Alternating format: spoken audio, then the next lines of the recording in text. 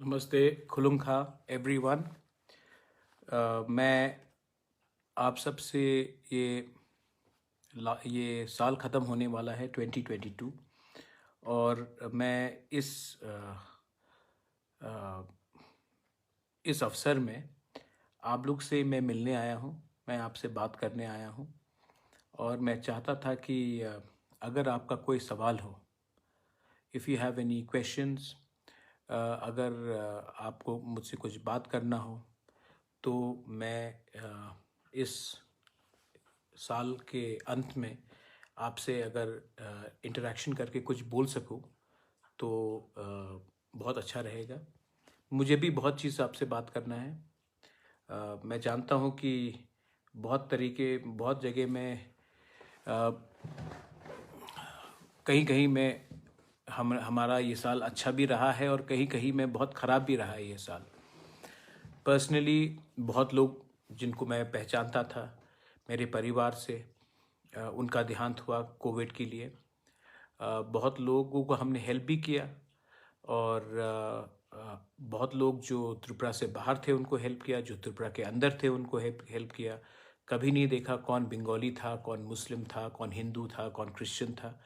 Corona एक ऐसा महामारी है जो किसी का जात धर्म देखकर किसी को अटैक नहीं करता है, हमारे इकोनॉमी को अटैक करता है, हमारे परिवार और व्यवस्था को अटैक करता है। और उस समय जो मैंने किया, हमारे तिपरामोथा ने किया, उसके लिए I am very proud of my Tipra Motha and I am very proud of the selflessness in the way we worked and we help the youngsters. ये साल अंत हो रहा है और आई वांटेड यू ऑल, अगर आपके पास कुछ क्वेश्चंस थे तो मैं उसमें भी जवाब दूं।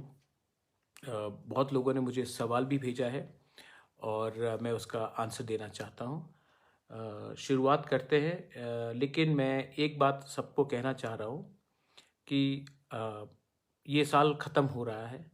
Let us look at 2022 with positivity.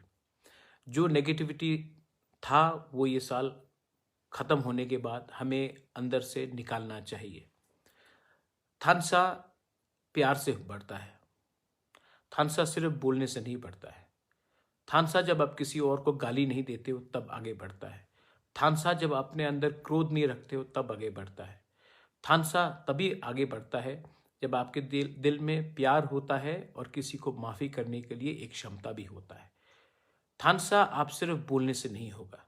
थानसा का मतलब है सबसे प्यार करो। और अगर आपको सबसे प्यार करना है और आपको थानसा चाहिए, तो मैं आप सबको अनुरोध करता हूँ कि अपने दिल के अंदर जो क्रोध है, अपने दिल के अंदर जो नाराज़गी है, अपने दिल के अंदर जो नफ़रत है, उसको आप हटाने की कोशिश कीजिए। आने वाले साल में पॉजिटिवली किसी को हेल्प कीजिए, किसी के सक्सेस से मत जलिए, किसी के दुख दर्द में शामिल होइए और उनको हेल्प कीजिए। वो जो आपके अंदर फीलिंग आएगा वो कई बार पैसे से ज़्यादा मिलेगा आपको। उससे जो नेचुरल, जो जेन्युइन प्यार मिलता है वो बहुत इंपॉर्टेंट होता है। बहुत